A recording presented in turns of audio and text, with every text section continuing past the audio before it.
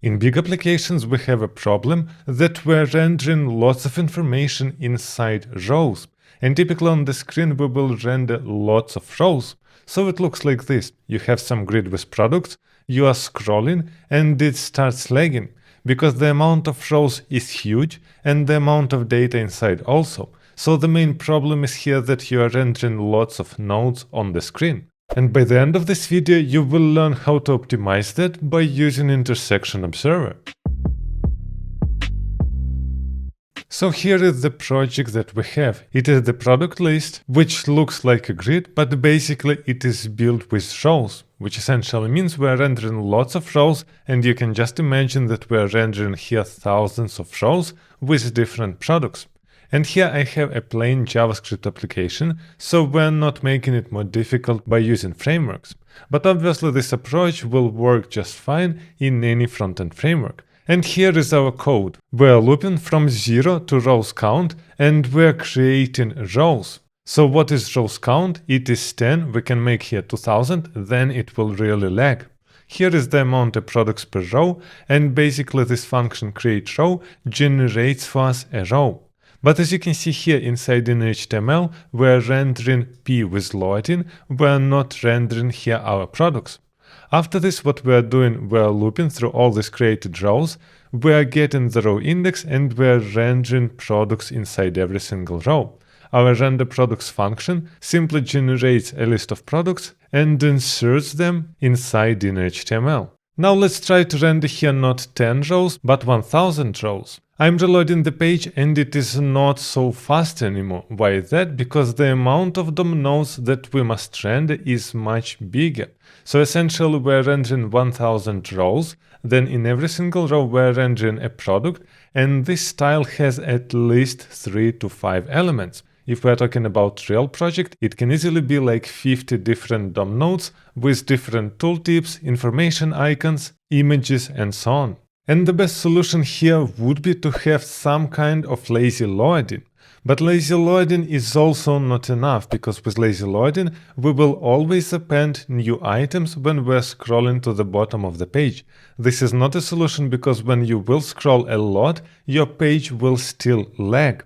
This is why the idea is to only render stuff that uses sees on the screen, because we don't really care what is rendered off screen. How can we do that? First of all, here on the bottom, we want to remove this code with for each and rendering products and keep it as it is by default. And as you can see, by default, we're rendering all these rows, but they are completely empty. We just have this loading word inside, which essentially means it doesn't really matter if we're rendering 10,000 DOM nodes, it is still quite fast. Now what we want to do is to bind an intersection observer to every single row. And the question is obviously, what is intersection observer? As you can see, it is a feature of JavaScript which is supported in all modern browsers, so we can safely use that. And it can tell us when the item is in the viewport or not. This is extremely useful for our calculations. So here I want to create an observer by calling new intersection observer. And inside we're getting entries, and our entries is an array. So what I want to do here is simply console log our entries. After this, we need to apply this observer on every single row. This is where we're getting the array of our rows, and with for each, we're getting access to every single row. And here we're doing observer.observe, and we're providing inside a row, which basically means we're adding every row to our single intersection observer. Now let's look in the console. As you can see, we're getting an array of 1000 intersection observer entry. In order to simplify debugging, let's change the amount of rows to 20 and reload the page. So here we're getting an array with 20 entries. What does it mean? Here we're observing 20 rows at once with our observer. And now I want to clear our console log and scroll a little bit. And what you can see here is that we have some changes in some items. We don't get the whole array again, we're getting only items where we have some changes, which actually means we can use the information here inside to understand if it is on screen or not. And here you can see lots of useful information. For example, is intersecting true? And this is exactly what we want to use. because it shows us that the item is on the screen. If it would be false, then it is off screen and we should not show it. So here for all our entries, we need to do some changes. This is why let's write entries for each. And for every single entry, we want to do some logic. We want to check if our entry is intersecting. And when it does, we want to render products inside. In other case, we want to remove products. But in order to do that, we need two additional variables. First of all, our row, it is stored in entry.target. Secondly, I want to get a row index and we can parse it because I have it as an attribute. So let's use here parse int and provide inside row dataset.index 10. So just so you understand it better, let's console log here our row and our row index. I'm reloading the page and this is what we are getting. It is a DOM node and the index of the row. Now we can scroll a little bit and we see what DOM nodes were changed and what is the row index of it. So now we can write our logic. When we have an intersection, we just want to call render products and provide inside a row and a row index. In other case, we can call function remove products and provide here a row from which we want to remove our products. As you can see now, after page reload, all our products are rendered. But now let's check inside elements how it looks like. So here we have our rows and we can open some row which is off screen. As you can see, rows which are off screen still have loading inside. Why is that? Because they were not called here inside these entries. But the row which is on screen has all this logic inside. Which actually means our application is already crazy fast with these changes because we're only rendering several divs. As you can see, even div with index 3 is not rendered anymore, just div with index 1 and 0.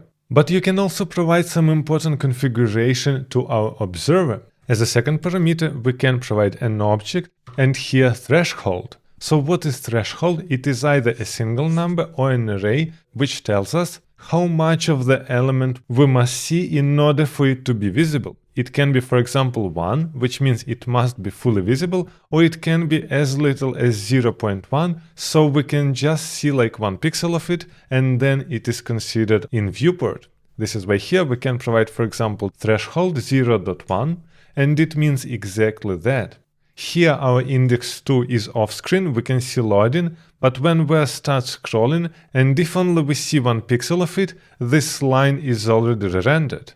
But as you can see, with such small threshold, it can go crazy. Here it is jumping between loading and the list, but when we're scrolling a little bit more, it looks just fine. This is why 0.1 might be not the best threshold. You can put like 0.25, for example, to make it safe. So when we see like 25% of the row, then we render it. Another important option is the root margin. And here you can provide any amount of pixels. For example, when you are providing an amount with minus, it means that it will react on your item minus 100 pixels. Which essentially means, for example, in this case, this item is not loaded yet, but it is on screen. Why is that? Because we have an offset of minus 100 pixels. When I put here 100 pixels, it is completely the opposite. It will be loaded much earlier because now our item has plus 100 pixels.